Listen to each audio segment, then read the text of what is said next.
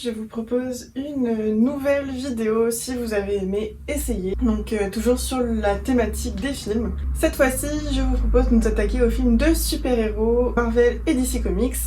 Donc si vous aimez les films de super-héros Marvel ou DC Comics, lisez ces livres. Je vous ai fait une petite sélection de 4 titres qui pourraient vous plaire si vous aimez ces ambiances-là. Et on va commencer tout de suite. On va commencer avec Aurora Rising, que je vous avais déjà présenté lors de ma vidéo sur mes conseils de livres à lire en VO si vous débutez. Mais je vous le représente parce qu'on ne parle jamais assez de Aurora Rising de Amy Kaufman et Jay Christophe. Donc, si vous aimez les Gardiens de la Galaxie, ce livre est fait pour vous. On parle de voyage dans l'espace, de sauver l'univers, de menaces interstellaires, d'une équipe de gens qui voulaient pas forcément être là. Il y a de l'humour, de l'amour, de l'aventure, de la baston, des personnages improbables, des situations absurdes. Vraiment, ce livre est tout à fait formidable. Je vois même pas quoi vous dire d'autre, je vous en avais déjà parlé. Et lisez-le si vous aimez les Gardiens de la Galaxie, c'est vraiment ce genre d'ambiance. Et ça se lit très bien avec la playlist des films d'ailleurs. Voilà, donc ça a été très rapide, hein, mais c'est mon premier conseil, Aurora Rising. C'est une trilogie, le deuxième tome c'est Aurora Burning et le troisième tome c'est Aurora's End. Je n'ai pas encore lu les autres tomes, mais ça va venir, le tome 2 est dans ma palle.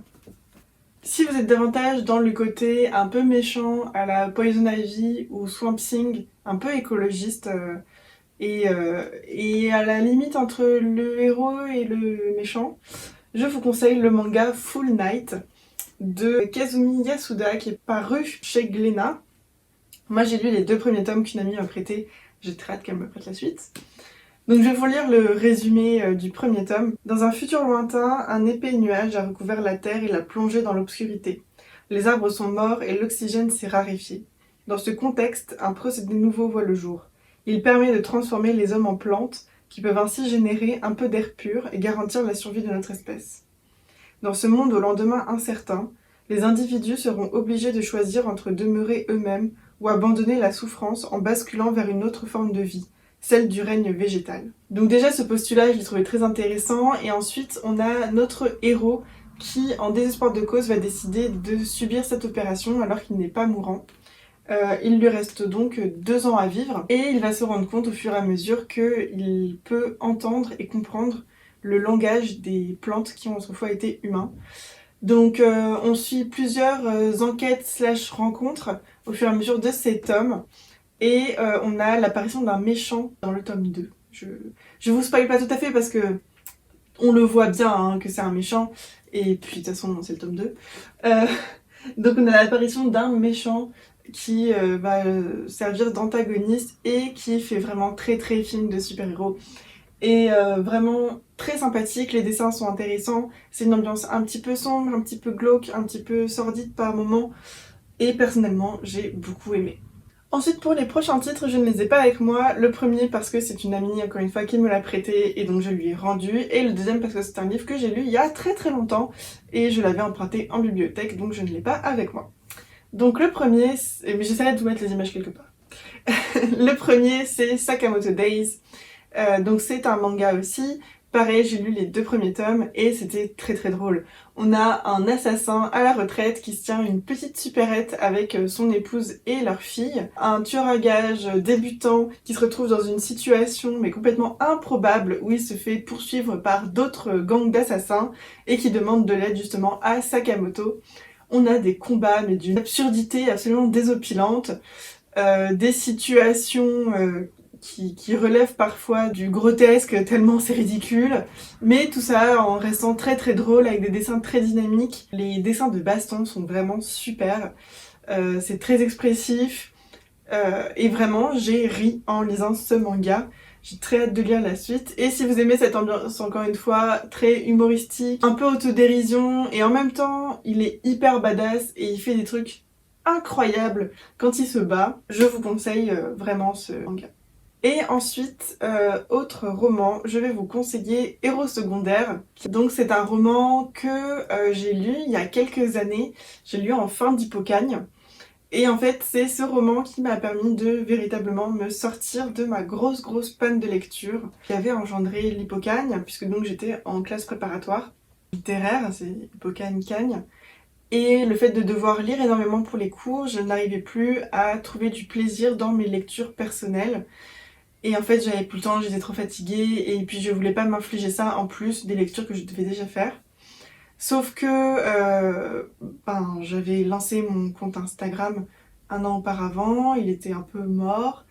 Je postais rien dessus. Au départ, ça devait être un compte pour poster mes propres textes. Et finalement, une fois, je suis allée à la bibliothèque et je suis tombée sur la couverture. Je sais pas, ça m'a fait un truc, j'ai décidé de le lire et ça a débloqué ma lecture pour les années suivantes. Et donc vraiment, ce livre a une place particulière dans mon cœur. Donc en fait, c'est un roman dans lequel on tue des gens très normaux comme vous et moi, qui, à force d'avoir participé trop souvent à, pas des expériences, mais des tests pour des médicaments en laboratoire, ont fini par développer des pouvoirs surhumains. Et donc à partir de là se pose la question de qu'est-ce qu'on en fait de ces dons. Est-ce qu'on décide d'être méchant? Est-ce qu'on décide d'être gentil? Est-ce qu'on décide de ne rien faire? Et c'est une question que vont se poser ces héros secondaires, comme ils se qualifient. J'ai trouvé que c'était vraiment un très bon roman, déjà parce qu'il était bien écrit. Faudrait que je le relise hein, évidemment pour vérifier, mais en tout cas de ce que je m'en souviens, c'était vraiment bien écrit, c'était très... On était pris dans l'action et il n'y avait pas de temps mort véritablement, il y avait beaucoup de moments de réflexion mais c'était pas des temps morts. Et surtout ce qui m'avait plu c'est que c'était des héros avec des dons tout à fait surhumains, mais ça restait des dons plausibles. C'est-à-dire qu'ils étaient justifiés à chaque fois par les médicaments qu'avaient ingérés en très grande quantité les personnes qui développaient ces dons. Donc vraiment c'était un très très bon livre et si vous aimez ce côté-là, héros du quotidien, héros un peu anti-héros, un peu pas très bon dans ce qu'il fait finalement, pas forcément le gros gaillard Batman, Superman ou Wonder Woman qui est bien tanké, qui va casser du méchant grâce à ses gros muscles. Là on est vraiment sur des héros qui sont des gens normaux et juste ils ont développé un truc complètement par hasard. Des fois c'est des pouvoirs absurdes, un peu ragoûtants, qui servent à rien s'ils sont tout seuls. Et très très bien. Vraiment je vous le recommande. Moi j'aimerais bien le relire, mais il faudrait que je trouve le temps et que je l'achète surtout. Mais voilà, si vous aimez cette ambiance-là, je ne peux que vous le conseiller. Et donc voilà, c'était mes recommandations. Si vous aimez les films DC Comics ou Marvel, que lire? Évidemment, je ne vous ai pas parlé des comics DC Comics et Marvel, puisque ça me paraissait évident que ça rentrait dans cette catégorie. Le but c'était de vous présenter des trucs un peu différents.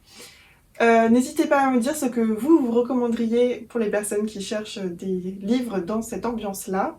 Et puis on se retrouve la semaine prochaine pour une nouvelle vidéo. D'ici là, je vous souhaite une bonne semaine et surtout de belles lectures.